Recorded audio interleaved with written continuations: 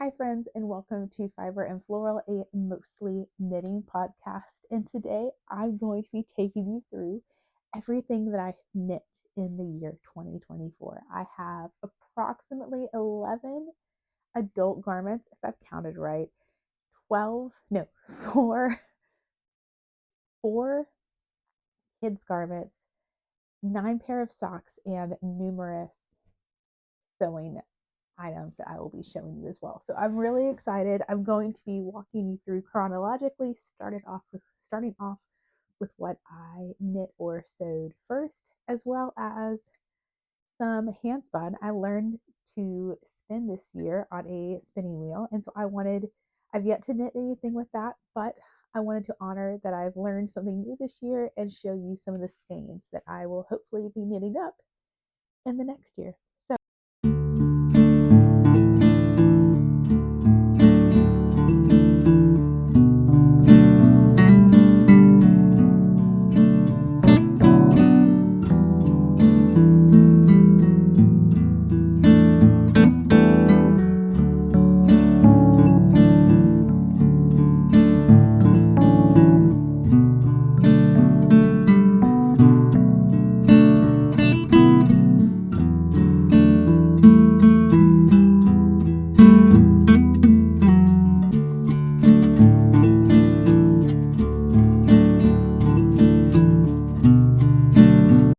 So my first finished object of the year was the Brioche Bliss sweater by Russ Knitwear. This was actually a test knit for her. I loved this sweater as soon as I saw it and knew I had to apply to test it, and she chose me. It is knit in Wool Dreamers Moto, which is a very affordable and like rustic yarn. It comes in 100-gram skeins, and so I think I only used 5 skeins of this, and it's just such a delight. I did crop it quite tremendously, but I think that really adds to how easy it is to style. I actually created a styling video. I'll try to post this here on Instagram, and I just end up wearing this a lot in like the late winter, early spring months, or I've also worn it as a jacket a lot, like when I just get really tired of winter. And I'll wear like another sweater underneath it. It has a lot of positive ease, and it's just a great piece for our climate. It's very warm.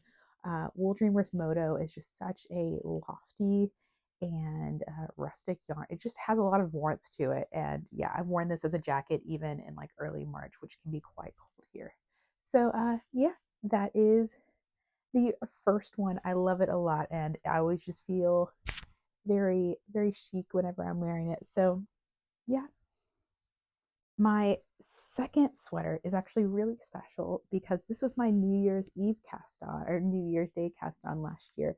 It is the Marika DK by Along Avec Anna, and this was my first ever colorwork sweater. I This was my goal for last year, was to practice color work. I got Anna's book on color work. I think it's just called Beginner or Color Work for Beginners. I have a whole video about this. I will try. I think it's episode 3. It was one of the first ones I ever recorded. It just got her book, and I really trusted her. She has so many good tips on how to do color work. And yeah, I just really treasure this sweater, and it's just beautiful. It's a very simple pattern to follow. I love this little stitch. This pattern comes up later in my quilting journey. So yeah, I'm really happy with it, and I just makes me feel really happy and proud every time I wear it. I knit it in Drops Flora, which is an alpaca yarn, a fingering weight alpaca, as well as held with their brushed alpaca, which I had some gauge issues with this sweater. I got it during like the Drops alpaca sale that I think they do in January every year. Um, so it did make my gauge a little bit bigger, and my positive ease is a little bit larger than intended. However, I absolutely just adore this sweater. It's so easy to throw on over jeans, and it just adds a nice little touch of color. I think I used Drops Alpaca rose pink and then held it together with the sand and brushed in their brushed alpaca. And I do love this color pink. I don't think it looks like the best on my skin tone, but I think it's just a really stunning pink color. And because it's alpaca, it's just one of the warmest sweaters I have. It's so cozy. And every time I put it on, it just feels really luscious. Yeah. So I've had a lot of good. I'm just really proud of this sweater and I love wearing it in winter. It is just the warmest. Um, and then real quickly, I'm going to transfer to sewing because around the same time that I finished that sweater, I realized that I typically was wearing before just like tank tops, like your typical, like buy a 5 pack of tank tops from somewhere. And I realized that I really wanted more protection under my armpits. I had some issues with my field sweater where it actually felted. I do bike to work. I've mentioned this a couple of times. And so on my way to work one day, I was getting sweaty, even though it was like dead winter. And actually, my underpits of my field sweater felted. And so I wanted more protection for my armpits. And also, just like when I get to work, if I want to take off a layer, I can do that. I can't just take off a layer in my classroom if I'm wearing a tank top. So I wanted some t-shirts to wear. So I went on the hunt for like the perfect t-shirt pattern and I found the Seamwork Orlando, which is just a basic t-shirt. It does have cap sleeves, a kind of an O neckline, and then it is very fitted, which is what I wanted since I was going to be wearing it underneath things. So I started out with a rib knit. And because it was very interesting to sew this in different fabrics and see how that affected the positive and negative ease, I used the first I sewed it with a rib knit and it is just huge, which I do love. I wear this a lot in summer, but I don't wear this under sweaters. And then literally the next day after sewing that one, I adjusted some fit issues. I sewed up this one in just like a simple knit jersey. And then after this, I sewed the one that I'm wearing now in the same exact color, only instead of doing cap sleeves, I altered the sleeve so that it was your simple, like kind of a longer sleeve so that it can protect the armpit of my sweaters. And that's kind of the sweater pattern that I ended up with. I made this a lot. I made another one in green as well, and then a few more that are in the wash. And this has just become my basic tee pattern to wear. I wear it with skirts in the summer. I wear it under sweaters. I'm almost I can guarantee I'm wearing one of these 5 out of 7 days of the week, if not more. And they just go straight into the wash every day. And I just kind of rotate through them. I have plans for more this Christmas break as well because I wear them so many times. And I think it's just an easy pattern to get out of even 3/4 of a yard of fabric for my size. And I love it. It's the perfect t-shirt for me. And I can sew one up in under an hour.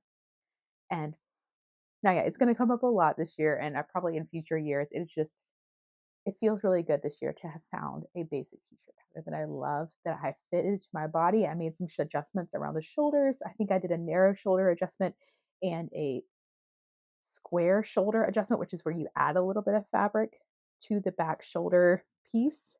And then a narrow shoulder, you just kind of like trim off a little bit of fabric to bring it in. So after having done that, I feel like I have the perfect t-shirt pattern to like get me through the rest of my life basically. And I just love it. And it's a quick, easy knit. I know I can like cut one out and finish one in the evening, and it just gives me that finished object dopamine rush. So yeah, that was a great find for me this year. And then my next object that I finished was the Theodore shawl by Joanna by Colibri, who is a German knitwear designer. This was actually so if you, a lot of times when you test knit for her, the yarn is provided. So this was provided by, oh goodness, Lamana. This is in their Koozie, which is another alpaca yarn, as well as their Premia, which is their mohair. And it is just the most beautiful shawl. Like I just fell in love with this. She has a couple designs in this lace pattern on the side, and I just love this. It's one of those pieces that like I just can't believe I knit. It's absolutely stunning and so elegant, and yeah, just lovely. One thing to note is like typical like triangle shawls, you start out at the tip and then work your way and then get wider with increases. And then the border is actually knit separately, and then you sew that on. So that was a little bit of a hassle, although once again, the border is only maybe I think 12 stitches at most. You do like a lot of decreases and increases. So it did go really fast, but it was probably, I think I had to do like 10 meters of border or something. But this was a really fun knit. I feel like I learned a lot about this kind of construction and just how to do lace. This is one of the first like more advanced lace patterns that I've ever knit, and it was just absolutely stunning. So yeah, the Theodore shawl by Joanna by Colibri. The next garment I have is the Cumulus blouse by Petite Knit. I did this with Marlene and Yuli. Did a like a mini cow, which ended up not being so mini because I think mini because I think maybe 150 people knit this up together, and it was really fun in the month of March. Month March is also when I went back to work um, from 2 years off to raise my daughter. And it was just actually a perfect knit. It was really simple, really easy. And it was just nice to come home and like have a relaxing knit or even just taking it with me. I used drops brushed alpaca in the color, I believe it's like nut brown or something similar like that. I think this color brown is beautiful on me. This is probably the first brown thing I ever had in my wardrobe and has really got me on the color brown. It's something that I'd like to knit with going forward this year. And I think it looks really beautiful on.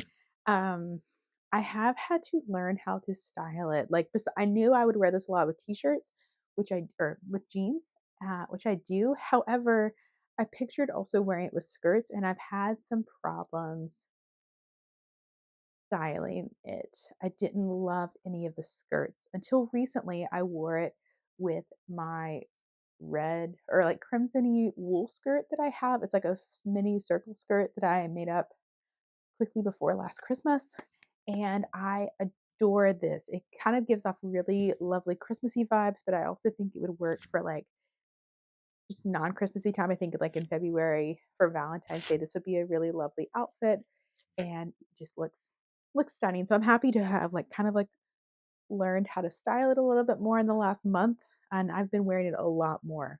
And then around that time was World Book Day, and I decided to make a little like wearable costume, if you will, like something that like no one would know was a costume, but was evocative of a hobbit. And so I decided to make the Hobbiton vest by Fable Knitwear. And I did it in the color, I'm using Knitting for Olive mohair held with merino. And this was actually my first experience using Knitting for Olive mohair. I had bought their merino before and used it, but I had never like used this combination, which is pretty late in the game because I feel like everyone has knit with their merino mohair. It's just one of those combinations that people are really obsessed with, and I fully get it. I love knitting with their merino mohair and see myself using it for many projects in the future. But this is my first time, and it is a bottom up vest, which ended up being a problem because it is too short, and there's really nothing I could do about it. Um, I guess I could go back and like take out the ribbing and add more ribbing. That's not a bad idea. But and then it's knit in seed stitch, which I thought was I think it's just very I love the product photo, and I do think she looks very Hobbit-esque. However, I loved this when I first made it, and I think it looks really lovely on, but I'm constantly like fiddling with it when I'm wearing it. And so because of that, it probably is just like an inch too short, maybe 2 inches too short. Because of that, I don't wear it often. And I don't know if I like the mohair and the merino mohair combination for a vest. I think I just like my vest a little bit thicker. So I think in the future, I'm actually going to be knitting a sport weight vest in the spring, I think. And so I'll see how that goes. But I've made the Moby vest in DK and I like that amount of thickness, but I don't know. I don't reach for this. Honestly, I think I'm going to frog it this year and maybe knit like a scarf or something with it. But yeah, I found I'd be interested in knitting this in like a proper, actually DK weight yarn and seeing how this goes. And then knitting it a little bit longer and giving it another chance because I do think it's really beautiful. It's actually knit all in the round, and this is a fake button band.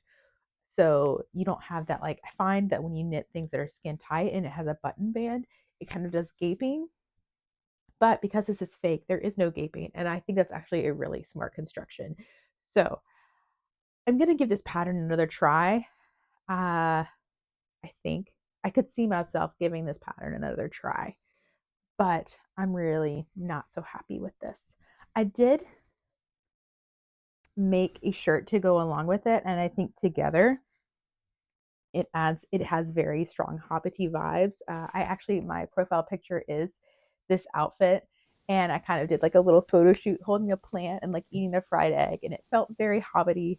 I do love the outfit together, and this shirt is the, oh goodness, I've forgotten the name. It's by Friday Pattern Company. It is like a campy, it's a fake button down collar. It's just, the collar construction is really interesting, but it was my first time making this pattern. I bought it specifically to make, to wear under this, but I find myself wearing this so much. It's one of my go-to shirts in the summertime and the spring. It's got really sweet little tulips on it. I bought this for probably I bought a meter of this for €3 at my local fabric market, and it's just a lovely little top. I wear it a lot. So yeah, I'm really happy with this, even if I'm not so happy with the vest. But I think it's good to be honest when we make something we don't like and kind of think about what we didn't like about it. So that takes us roughly to around like late April. I think I did finish the Hobbit and Vest in time for World Book Day. I forget when that is. Is it at the end of March? April 23rd. And so around this time, I decided I'd only ever knit one pair of socks, and I loved them and had worn them so much throughout winter. I just think they are a lot more, they're just so much warmer than even like wool socks you can buy at stores here. And after living in such a cold climate for so long, cold feet is just something that I cannot tolerate in winter. And so I decided to give sock knitting a try again. And this is just such a big breakthrough in my 2024 year. I went from knitting to having only knit one pair of socks at the start of April to now, 8 months later, having knit 9 pair of socks, I think was the final count in just 2024.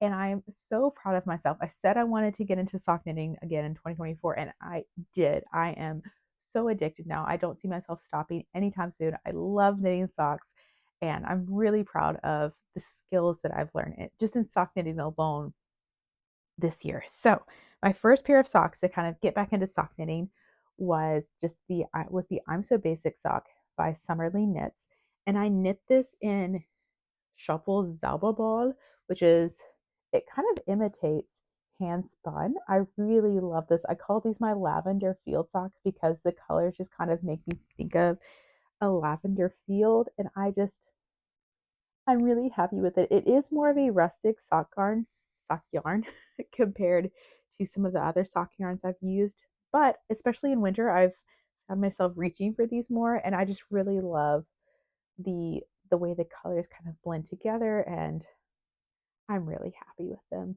Um, I think I'm actually gonna put them on my feet because I am quite cold, and they're very warm. So, I realized when I was knitting these that I had actually been doing my decreases wrong on, so I basically, on my first pair of socks that I ever knit, I misunderstood the instructions and basically was only doing the decreases from the heel on one side.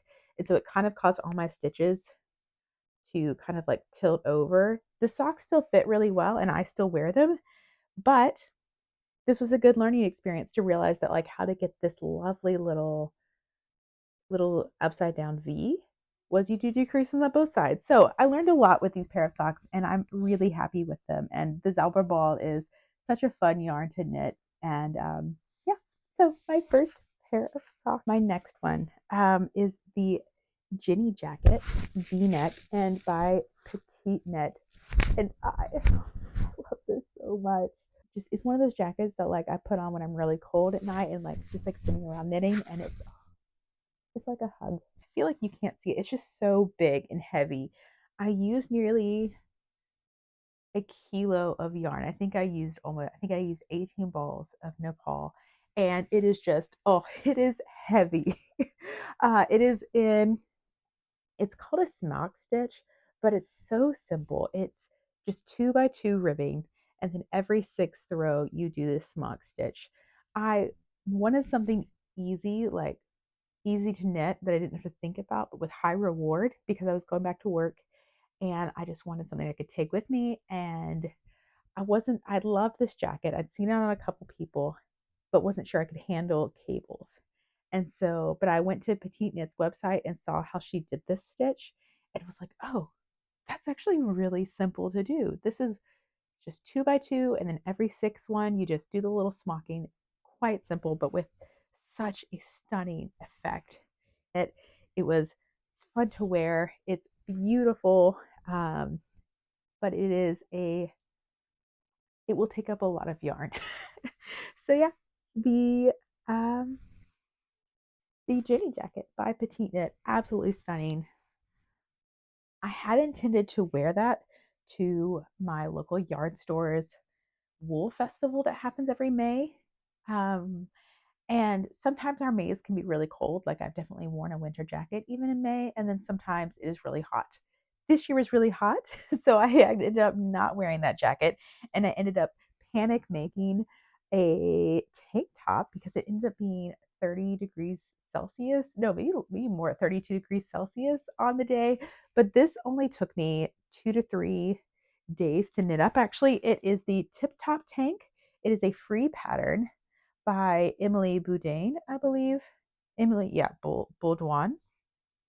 And it is knit using my local yarn store's 100% linen yarn that they designed and make themselves. So this is the Lena Muka from Volan. It's in a color they no longer make, pink shadow. I held it triple to make a sport weight. So basically, like it is a lace weight. If you hold it double, it's fingering. If you hold it triple, it's sport. If you hold it by 4, it can be a DK, I believe. So they have all this information on their website. So I held it triple to make a sport weight. It is bottom up, but I modified it to be top down because I had so many problems with my Hobbiton vest, and I really enjoyed that. And I believe I have all the information how I did that on my Ravelry, and I would absolutely knit this again. I might go down the size. I had some gaping in the underarm, so I would might go down to the next size. And then I got to the waist, about to my waist, and was like, you know what? I kind of want to add a little something in the bottom, just like a little detail. So I found this like free pattern to add like a scalloped hem for the top down. A lot of scalloped edging that I see is bottom up, but this one was top down. It's linked in my Ravelry on the pattern notes. And I think it's just a really sweet detail, especially I wore this a lot with dresses, but I also wore it with just like jeans and then a linen shirt over it. And I just love the little lace poking at the bottom. I thought it was a really lovely detail. Knits up very quick, and I'm really happy I made this. I could see myself making one of these in a different color every year, and I probably will. I love supporting my local yarn store. I think 100% linen yarn is just great. The more you wear it, the softer it gets. When you're knitting it up, it is very straw like. And I have a whole episode about this. I think it's like the picture is like the same purple as this.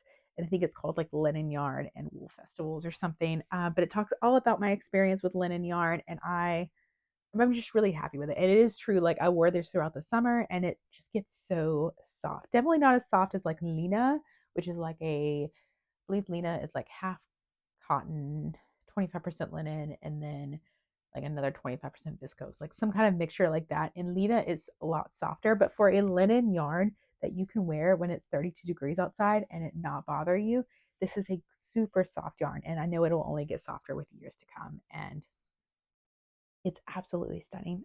So glad I made this, and I love this color. This is kind of my first foray into being obsessed with purple, and then you're gonna see a lot more purple garments from here on out, including coming up in the year 2025. I just realized that I love purple and no chance of stopping anytime soon. And then my second socks for the year are the Tinder Age socks, also by Summerly Knits. This is in her In Bloom sock set. There are three different socks, and I just love this little lace pattern. It is beautiful, and I just thought it was such a sweet little detail. For only being my third pair of socks, I was a little nervous, but I'm glad I went for it. And I really love just having like a little detail at the cuff and then having straight stockinette from there on out. That is going to probably be how I do socks from now on. Just a little detail and then stockinette. I knit this in the sock yarn by is it called Arvetta by Ficolana? Ficolana, Filcolana Arvetta in the color Marzipan. And I love them. They're really sweet. And I wear these a lot in like the spring and summer. Just like they're cute. They're really cute to just kind of wear with tennis shoes and like sneakers with a skirt. And yeah, they're really sweet little detail. And I feel like this is just another reason to make handmade socks because you can't find stuff like this in the stores, or at least I can't. And I just think it's such a sweet little detail.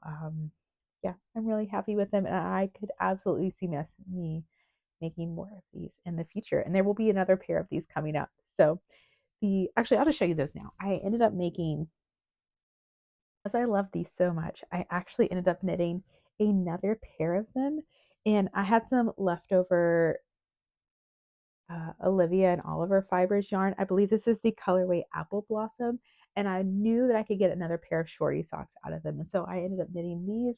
And I think it's the right amount of variation. Like I don't think it upsets the lace pattern any, but it just adds like a little detail in stockinette. And I just love this colorway. I would love to knit a sweater in this colorway. I think it's just really beautiful. Maybe that's a dream project though. I love Olivia and Oliver fibers. I mean, who doesn't? She's just an icon here in Europe. And yeah, my little In Bloom sock set, the Tinder Age socks by Summerly Knits. From there, I'm going to pull up another sewing pattern that I did, and it is just a simple ruffle skirt. I'll try to post a picture because it's really hard to show. It's a midi ruffle skirt. There's no pattern. I just kind of have my own. I make one of these every couple of years. It's quite a hefty project because it is three tiers of ruffles. But the first layer is always twice my waist. And then the second layer is 1.5 times the size of that layer. And the third layer is the same. And then I do a simple waistband in the front and an elasticated waistband in the back. But this it always ends up being one of my most worn skirts. I just love how it looks on me. It goes with so much. I wear it in summer, I wear it in autumn. Like it is an all year skirt for me.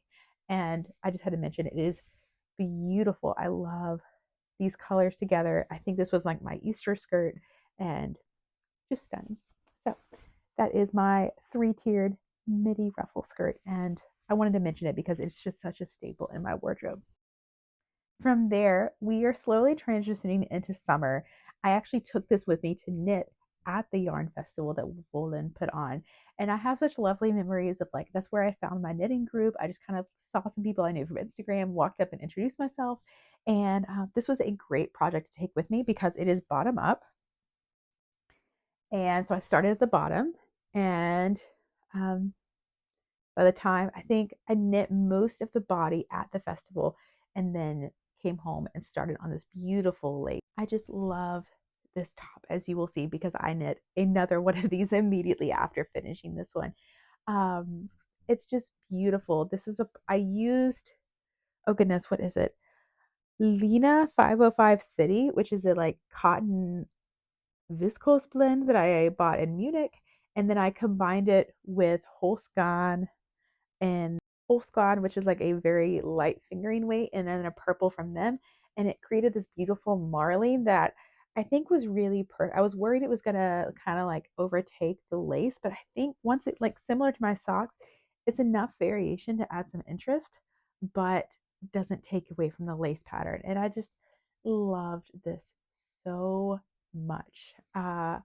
It's it is a little too warm to be worn in summer. So this I ended up wearing this a lot in the fall though, in early fall and like late summer. And I think I will wear this a lot again come spring. It's just I love this pattern. I can't say enough good things about it. In fact, I'll just go ahead and show you the next one because this is one I wore even more. So immediately after finishing the purple one, I knit a second one, but striped. And I ended up wearing this one just, this might be one of my most worn knit garments of the year, just all the time. Like if it was, uh, I love Lena. I would absolutely use Lena again. In fact, I'm planning on knitting like a cardigan in the summer, maybe with Lena. And this was just really fun. The blue and white stripes are just so summery and fun and beachy. And but I realized when I got to this part that I didn't think through really how to do this kind of area. So I ended up doing intarsia where I did a line of blue, I stopped, wrapped it, did a row, did the lace in white, wrapped it, and then had another skein of blue over here that I knit the stripe with and then came back and did the same thing. I do talk about this in another video. I go through my whole process of how I did the intarsia. It wasn't that hard. I think because I'd already had some experience with intarsia, this was absolutely worth it. I think I had some problems when I stopped the stockinette here where like I feel like it could have been a little more rounded. With the purple, it's perfect. Like it looks completely rounded and beautiful. So this was definitely not a pattern problem. This was how I did the stripes, but it doesn't bother me when I'm wearing it. And we're doing stripes on a sweetheart neckline. It's good enough, and I'm so happy with this. And around the same time I knit my stripe version, I kind of saw it with a olive green linen skirt. And I'd actually made one of these before, but the linen wasn't good quality and it had just like ripped from like wearing a backpack while in Paris. It had just, it wasn't good quality and it had actually ripped in several places really easily, just like after 2 or 3 wears. So I got the good quality linen and made it again. I believe I got this from Self Made. It might be a linen viscose blend actually, but it's just a simple gathered skirt with a faux button band down the front. And this might be also one of my most worn pieces of the year, especially in summer. I know it's olive green, but I kind of see olive green as a neutral and it goes with literally everything in my wardrobe. Every single summer top I wear, I have worn with this linen skirt.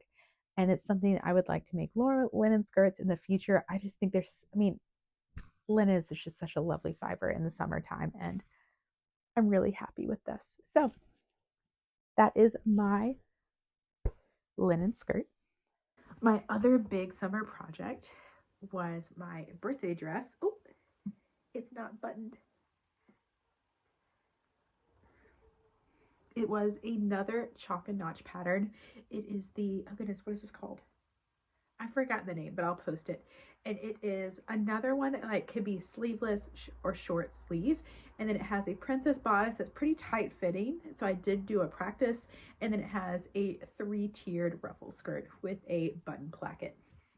I think you can also opt to do an invisible zipper instead of a button placket. But I love this. I made it in a viscose linen blend from a local fabric shop, and it's just really fun. What I love about this is I feel like with linen you often only see it in solid colors, which I do love, and I think there's just something special about like a crisp solid linen. But I also love a floral pattern, and this is just stunning. It is a little low, and so I've actually it's just a little bit lower than I feel like I have to think about it. So I actually wouldn't wear it to work in the summer. It's just a little low. But I found that I really like layering it. So I first layered it with like a short sleeve Orlando t-shirt, and I wore it to work like that just to give myself like an extra inch or two right here. And I think if I were to make this again, I would probably adjust the neckline just so I feel a little bit better. I do prefer like making garments that I can also wear to work. We don't have a strict dress code, but just because I'm like around kids, I'm very aware of that. And I've worn it a ton in winter with like a turtleneck underneath, and it looks beautiful. I love a piece that can kind of transition with the seasons, and this piece was absolutely that for me. I mean, everything by Chalk and Notch ends up being my favorite pattern. If you are into sewing, they're my favorite pattern company by far. I think I own every single pattern they've ever made, and I've tested many of those. So I've made them multiple times. Their fringe dress is probably one of my most worn garments, and I've made probably 8 to 10 of them over the years. So, but this is another one that I foresee making many in the future, and it's just a stunning fabric. And like I said, the more you wear linen, the softer it gets, and it's just been so fun to see how crisp it was when I made it, and then the more I've worn this, just how much it loosens up and softens, and I love it. The more every time I wear it, the better it gets. And then my last project, this is like in July, I took this to Copenhagen for our family vacation and knit this with me. It is the Poet Scarf by Sari Nordlund, knit in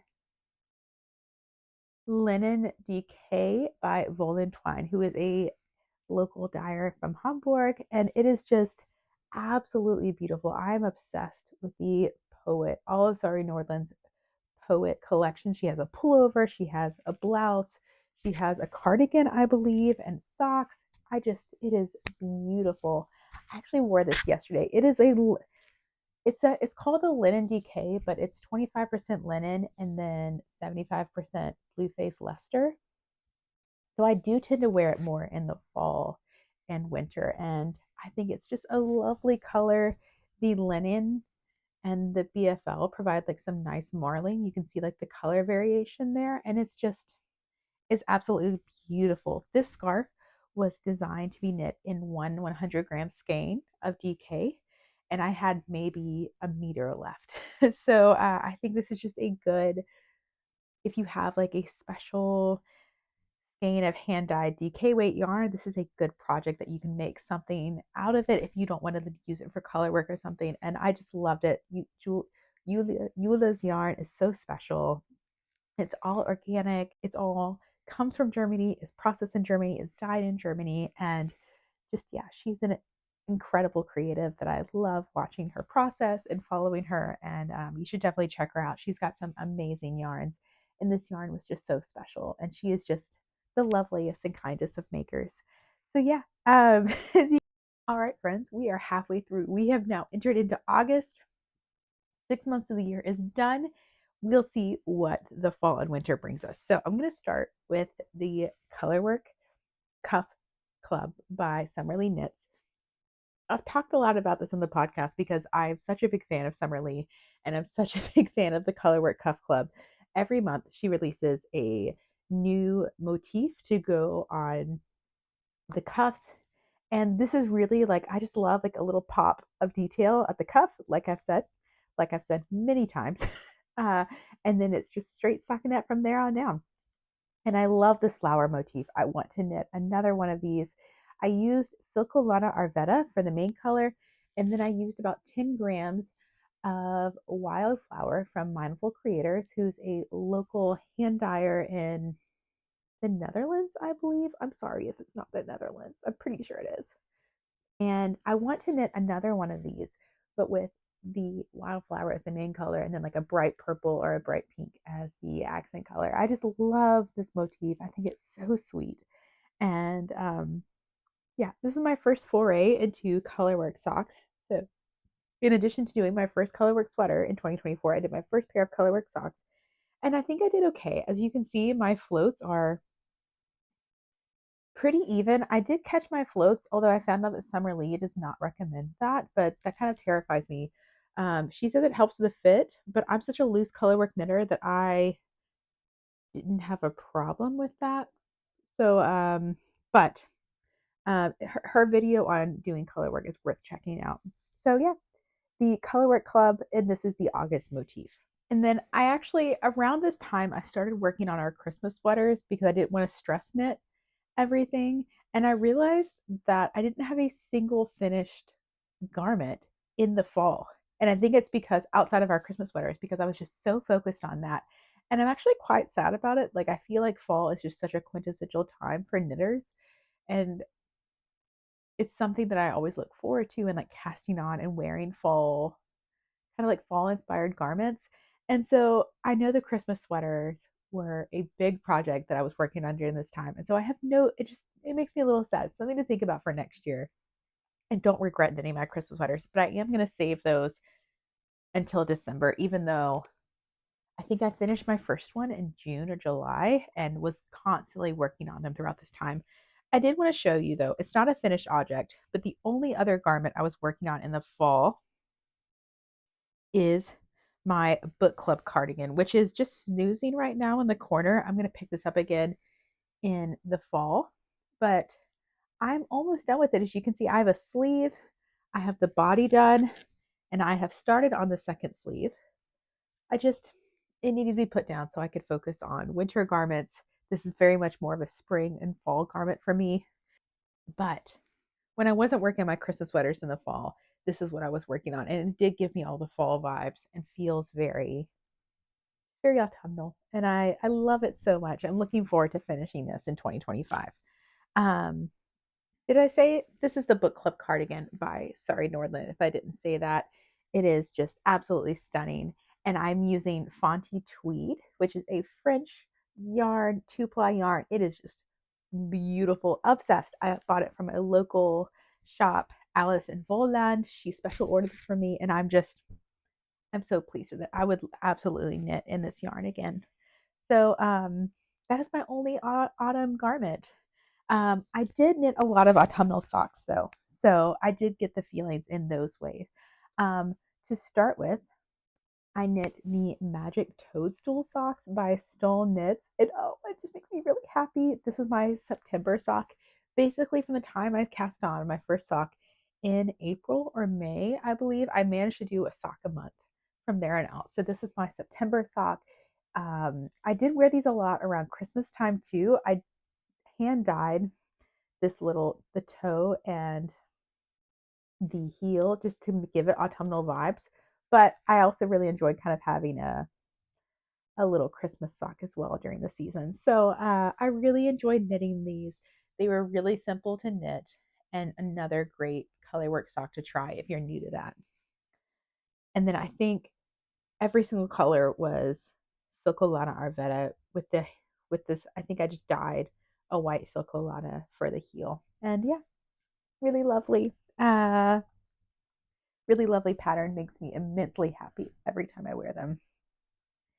And then another stole knits pattern that I knit in October. This was my another big project of mine because in addition to trying colorwork, I did all over colorwork socks. And I used Olivia and Oliver fibers in the color green, or the color pine for the green, and the color autumn leaves for the leaf. And this is the Forever Autumn sock by Stole Knits again. I This was a challenging knit for me. It was took most of my time in October focusing on this, and I kind of realized I love this pattern. I think it was a little too challenging for me. My floats, I'm not super happy with my floats and how the sock fits, especially in the heel. I think a lot of people talk about this. The heel just, I hate a short road heel. I hate it so much. I did recently discover someone created like kind of a heel flapping gusset that you can do with colorwork socks. I forget who this is. It's called like the Dutch heel or something. That she like basically invented because people complained about the short heel all the time. So I'm very interested in trying that again. But I kind of realized that maybe all over colorwork socks aren't for me. I do, however, love these and cherish them, and it makes me really happy every time I wear them. It was such a dream sock. I've been wanting to knit this sock for probably 3 or 4 years now, and I finally was skilled enough to like attempt it. And it didn't like I definitely could improve my color work. I definitely need to practice more, and that's okay. I tried it. I completed it. There's still room for improvement, but isn't that what a skill and hobby is always about? So I'm really happy with them, and it gives me, like I said, even though I was focusing on Christmas knits a lot of the time, I think between the toadstool socks and these, it just gave me the feeling of knitting for fall and working in my craft. I do find that I like to create in like seasonal ways to kind of be in touch with the seasons around me. And I don't feel like I have to, but I enjoy it. And it just makes me, yeah, feel in touch with the earth and my surroundings. And I really enjoy that. So this was an absolute joy to be surrounded by the changing leaves, and knitting these socks was just a really lovely feeling. And then the only other thing I knit in November besides our Christmas sweaters was my husband's birthday socks. These are the summer camp socks that I kind of modified to his size. I just did like 72 stitches instead of 64, and also modified the gusset to reflect that as well. But it was a very simple hack. The summer camp socks only come in the 64 stitch size, but if you're not like a women's size medium, but it can be easily modified to the stitch count that you need. It's a 3x1 rib.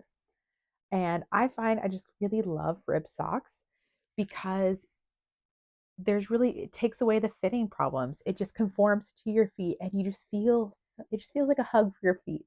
I kept telling my husband that, like, oh, I'm so excited for you to put these on. I'm so excited. It feels so good. And he even put them on and was just like, whoa, he has a hole in them. I'm seeing. Oh gosh.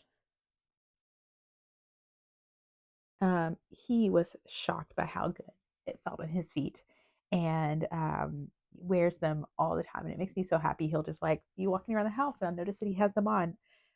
So much so that a month and a half later, he has worn a hole in them. So I'll need to repair that. But this is the color. This is Sislerget yarn. I bought this when we were in Copenhagen. It is like the wild garden colorway, and then this is white. It's just like a white tweedy sock yarn. I just think adding the stripe just makes it feel very, I don't know, like vintage in a way. I love this sock. It makes me so happy.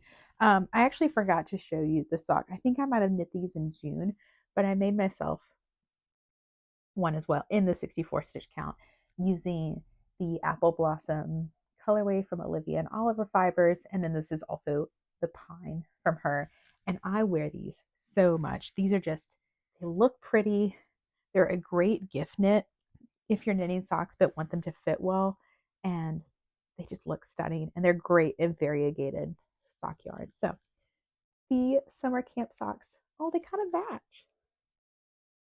I didn't realize that. That's really cute. Um, that's adorable. Okay, we are down to my Christmas garments, and this was such a big project of the year. From going to never having tried colorwork to knitting 4 colorwork sweaters for my family. Oh, I'm so proud of myself though. Um, I'll start with my daughters first. This is the Holly sweater by Knitting for Olive. In there, I believe I used like snow color merino for hers, snow or snowflake, maybe putty, and then the marzipan mohair. And then for all of us, I just bought for all of our sweaters, I just bought one skein of bottle green merino, one skein of olive green mohair, and then for the red, I got red robin merino and then claret mohair. So I'm not going to repeat that again because that's a lot. That's a mouthful. But I made the size 2 for her, and I'm hoping, fingers crossed, she turns 2 in February, but it is a little big. I'm hoping she could wear this again next year. It might be a little cropped, but she wore this with dresses a lot this year, and I'm hoping she'll be able to wear it next year. If not, it only took 2 skeins. Could even just like go back and add a little bit to width, but yeah, that was a super quick knit, and yeah, she looks adorable in it. Um, my daughter's is the second. My oldest daughter's is the second one, and I did the Jingle Bell sweater by Hannah Rimmon for her. I knew it was going to be a problem for her that it wasn't colorful enough. I knew she wasn't going to be okay with just like green, white, and red. So my compromise with her was that instead of doing the Holly sweater by Knitting for Olive, I would do the Jingle Bell sweater, and I added some beads with glitter. Can you see that? It's really hard to show. It shows up better in like direct sunlight. So that was my little compromise. I did the beads all the way around. This is also in Knitting for Olive merino and mohair. And I ended up buying 5 skeins, both merino and mohair in Copenhagen, and that was enough for my sweater and her sweater. So that worked out really well. It's very sweet. It's also too large for her, so this is going to fit her perfect next year. I think I knit the size 6, and she turned 5 in October. So even if I have to redo my youngest daughter's sweater, this one is going to last for next year and be it's just beautiful. It makes me really happy. If you're interested to know how I sewed on the beads, I kind of did like duplicate stitching in the for most of the stitches. I have a whole video. It's my first week of Vlogmas. Um, it's all like Christmas sweaters and how to sew on beads. If you're interested to know how I did that, I did look into several techniques, but I actually found like duplicate stitching kind of allowed the garment to still keep its stretch, even though you don't really need that much stretch around the yoke, just in case, because my daughter is growing and plays a lot. This is just lovely. And she did wear it a lot and really likes it now. She was very iffy about it. I kind of had to bribe her, but then once she had it on, she loved it. So yeah, I'm really happy with this one. Really lovely. And then my holly sweater. I have probably worn this 2 to 3 times a week since mid-November, and I just love it so much. This has literally made me want, I think I've said this a lot, how much I want just like a simple white sweater, maybe with a little bit of tweed in there, but this has definitely made me want one because I love wearing this. I love a crisp white sweater.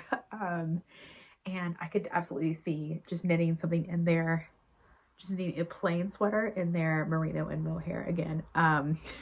But I posted on Instagram yesterday asking, I wore this yesterday out to meet some friends, and I asked like how long I could wear this because I'm not ready to give it up yet. It's just so stunning. And I've definitely gotten responses like at the very earliest, January 6th, which is 3 Kings Day, which comes from like the 12 days of Christmas. There are 12 days in between Christmas and 3 Kings Day, even though I personally have never celebrated 3 Kings Day. I'm just aware of it, having working in an international school and having kids who do celebrate it in their culture. So, and I know that's where the 12 days comes from. So that was the earliest response I got.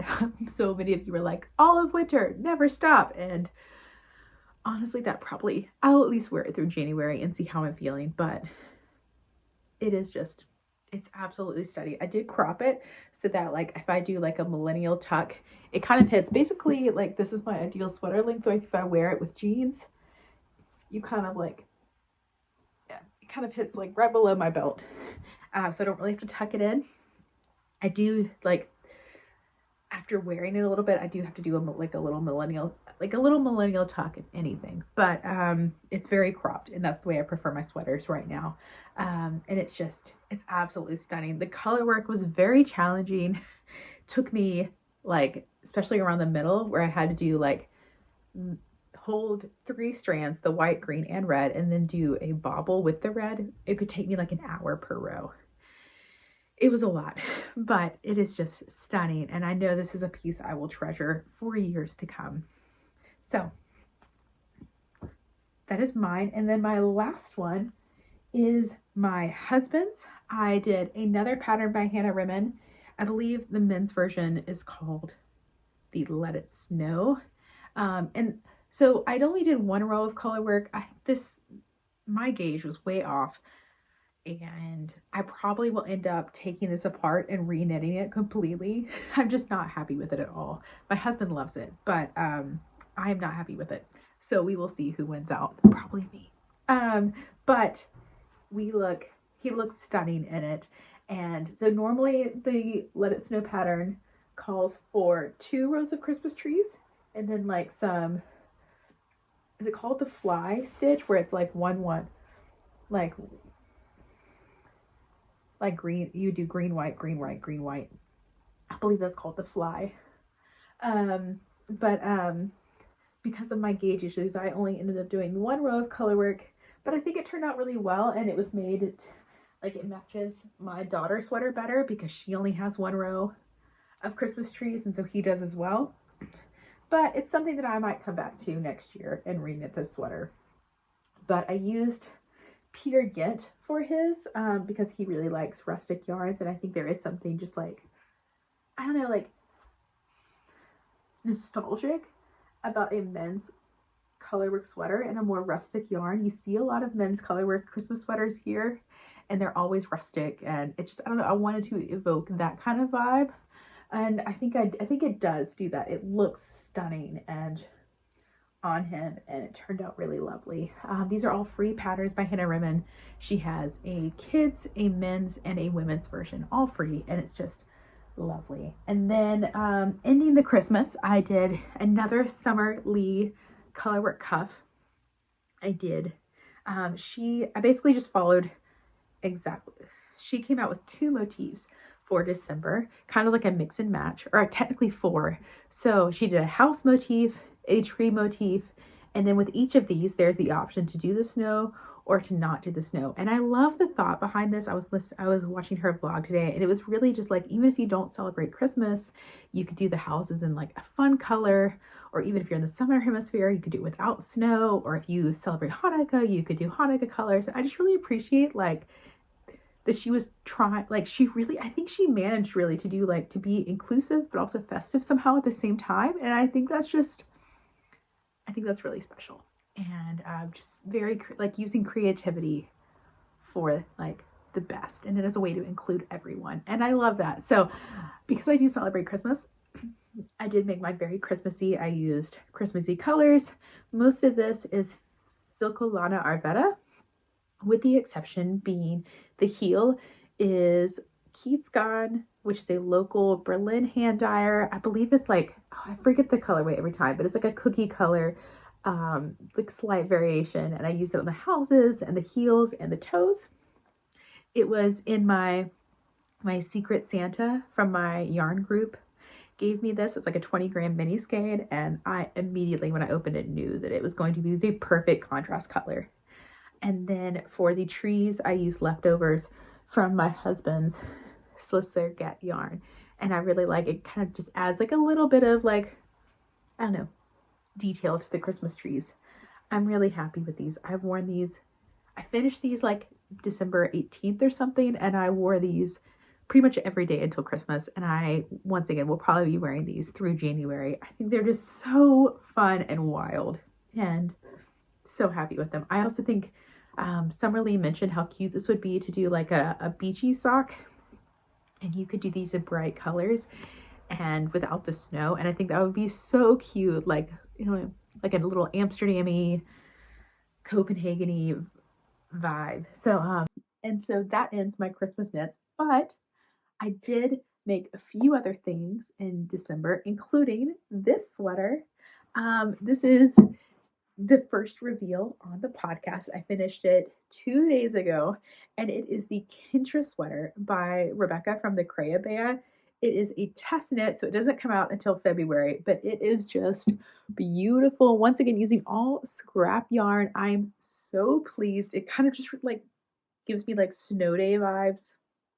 I use like icy blues and like a little bit of orange and yellow from Stash, and it's just stunning. I'm so happy with it. I put it on literally for the first time, like in its blocked form, about 10 minutes before I started recording, and I just like, I'm so happy with it.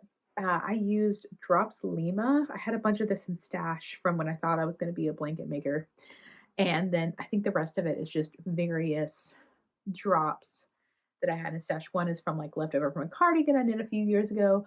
One is left over from a blanket. One is left over from my kid's sweater. So like just a very good scrappy sweater. It is designed. It has 24 stripes total.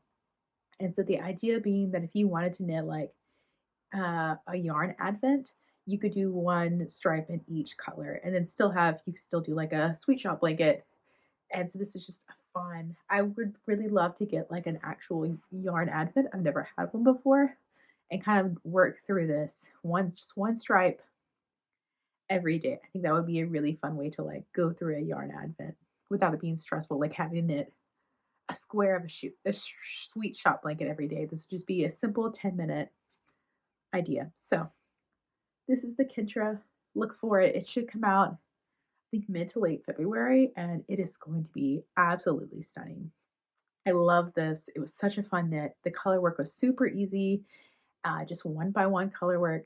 Very great for beginners. So if you've never done color work and want to, definitely add this to your queue. And then around the time that we came back from Copenhagen, I decided to learn to spin. This all came about with um, I took my class on a field trip to a local park that has sheep, and the shepherds were out kind of tending to the sheep. And I just like chatted them up and asked what they did with the wool. They are, oh goodness, I forget the name in English. Pomeranian coarse wool sheep. Pomeranian. Is that the right word? I'll post it down here. Um, and I can't find the skein of yarn that I made with the sheep wool. And I'm really upset about it. It's somewhere around my house. I'll try to post a picture here of it. But I wanted to figure out how to take this wool and make yarn with it and possibly make a garment. Um, and so, since I still had some summer break left, I decided that that was my time to kind of deep dive into the whole process of what I needed to do. I washed and skirted and dyed the wool, and then I rented a spinning wheel and taught myself to spin. And so this has kind of been just a long project. I didn't see this coming. I like joked about this being a dream of mine in the spring and read a book about it and was like, okay, that's like a future goal of 5 to 10 years out. And then I got this opportunity and I went with it. Not did not see this on my learning for 2024, but I'm so glad I did. I've really been enjoying spinning and just it's just so like rhythmic. There's something just really beautiful. Like I've often wake up like at 5 o'clock in the mornings to work on my novel that I'm writing. And like I'll start the mornings with like 10 minutes of spinning and like listening to an audiobook. And I think there's just I don't know, it just feels so like I feel really in touch with the ant like women throughout like time. I know that sounds like really weird, but I don't know. There's just something about knowing that like women have been doing this for centuries, and it's really touching and beautiful. And like I don't know, but I started with this was my first skein that I ever made. It is very uneven, but I'm pretty happy with it. It is a Corriedale and BFL blend. It ended up being like a worsted to bulky. I made the label myself, and it says like August 2024. And yeah, my first hand spun skein of yarn. The BFL is the light brown, and then the Corriedale is the white. And those are both beginner friendly fibers. So that's why I started with those and then slowly worked my way up. And then before I realized that like BFL and Corriedale are more beginner friendly, I bought a whole bunch of merino fiber to spin because it's like the store where I was renting my spindle from, or my spinning wheel from, also has it for like €1. It's like €1 or €2 for like 100 grams. And so I bought a bunch of merino in white and then ended up dyeing it. And I feel like this was helpful because the the um the Pomeranian coarse wool sheep is really difficult to spin. And so this was like a nice way of working myself up to merino. And then also just here in Germany, hand like merino is a lot easier fiber to find. So I dyed this myself. I'm so proud of this. All of these colors are hand dyed by me, and then I spun them up. And this is going to be for a traveler shawl. And I'm just so obsessed. Like I pulled this out to show you guys today, and I was like, why have I not knit this up yet? It is stunning. I'm so proud of myself. Just it's perfect. You'll see a theme in my future makes where like my bags, like this is my color palette. You see the teals, the whites, the oranges, the purples, like this is my color palette. And I probably spun because I intended to knit the traveler shawl. I've spun and dyed probably 300 to 400, no, probably more than that. I probably have spun in between 400 and 500 grams of this. It's all done. This is my last skein. And so I just need to knit it now. So that's coming in 2025. over Christmas break, in addition to sewing, I've also been doing some spinning and some dyeing. It's been really fun. I love breaks from work because I feel like I just get super creative and do all the things. Like I get to read, I get to write, I get to work on sewing, I get to spin. I like all these different things. It's just really fun. So I've been working on, this is a Shetland blend. It's white and brown. I feel like it's really hard to see. I'm doing the Grid Gambit handspun exchange in 2025. And so this was me working on trying to create a consistent sport weight yarn. And I think I managed that. It's definitely more DK, but the yardage is okay for the amount of grams that I have. So I'm really proud of this. My goal was consistency, and I think this is going to be a really lovely, I think I'm going to knit some kind of like hat with this. Yeah. And then the last handspun skein that I spun was this beautiful skein. I've already caked it up and have been knitting with it. And I feel like there you go. I bought this from a lovely yarn shop in Baltimore, and it just gives off all the unicorn vibes. And I am knitting I bought 100 grams. And so I am knitting a Sophie scarf for my daughter. It has these like subtle sparkles in there. I don't know if you can like really see it. Oh yeah, it's kind of reflecting a little bit. And I saw it and knew that it would make the perfect like something for my daughter. And she saw it in my bag. It was like, is that for me? And I was like, it is actually for you. And she's like, I love it so much. And I just feel like it gives off such strong unicorn vibes. I'm so happy with it. I definitely plan on stealing this. I started this last night and then took it to the cafe. Well, I started this the night before last and took it to a cafe to meet friends yesterday, and I'm already starting the decreases. I basically just like did the decreases to 50 grams and then did increases till I hit the 50-gram mark, and then I'm doing decreases for the last 50 grams. So I expect to finish this before New Year's, but at the time of recording, it is also not done. So that is the last of my handspun and my very first handspun garment. So I think that'll be nice to end 2024 like with a handspun item, even if it is just a 100-gram Sophie skull. But it's really lovely. I'm definitely gonna steal this. It's so soft, and I thought the glitter would be itchy, but you cannot feel it at all. I don't know how she did that. I wish. It's by a local dyer in Maryland, and I wish I might write her and ask her what she used because I think it's just you don't even notice it. So yeah, my daughter's gonna love it. And so that ends my show and tell for 2024. I'm so happy. I feel like I learned so many new techniques this year between like knitting and spinning. I tried a few different constructions and tried color work and intarsia and tried new fibers, including linen. And I feel like I learned a lot. And as an educator, I'm definitely one of those people who has to be constantly learning and trying out new things. And I'm really happy with how much I learned this year and am excited by the things that I made. Um, I have so many plans for 2025 to kind of piggyback off of things that I learned this year and also try new techniques. And so if you're interested in knowing what plans I have for 2025, feel free to click subscribe below so you can get notified. I hope to post that video in the next 2 to 3 weeks. So yeah, thank you for being here, friends. It means the world to me that you listen to my ramblings. And yeah, I would love to know what your most proud make was for 2024. I think my holly sweater was probably my most proud make. And then as far as like having this completed is just, I cannot believe I taught myself to spin this year and will have an item. Just a shock.